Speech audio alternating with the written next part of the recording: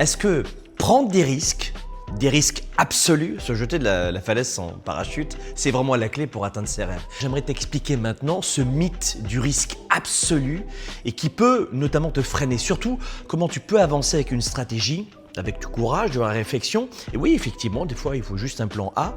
Mais pour réussir, c'est pas une question de tout risquer. C'est une question de faire les bons choix. Donc voici maintenant rapido, quelques stratégies.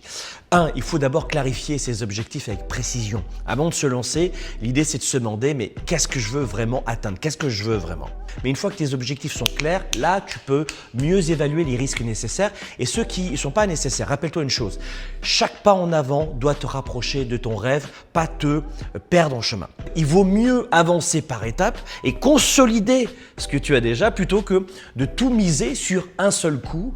Allez, encore une autre astuce, c'est de bâtir des fondations solides avant de se lancer. Un entrepreneur avisé, un leader, ne saute pas dans l'inconnu sans filer. L'idée, c'est de construire les ressources, les compétences, les finances, le réseau. Et évidemment, on progresse petit à petit, mais l'idée, c'est de ne pas tout perdre d'un seul coup.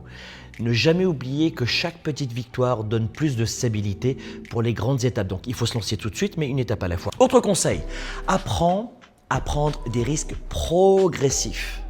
Prendre des risques, ça ne veut pas dire tout risquer d'un seul coup. Ça veut dire avancer, tester, ajuster. Pose-toi cette question, quel est le plus petit risque que je peux prendre aujourd'hui pour avancer vers mon objectif? Ces petits risques, des petits risques comme ça cumulés, vont te permettre d'apprendre et de gagner confiance en toi.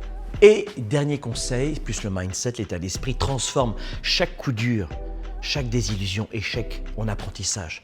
Prendre des risques, ça implique qu'il y aura des coups durs, des déceptions, ce que certains appellent des échecs, mais au lieu de les voir comme des obstacles, comme des fins, considère-les comme des leçons de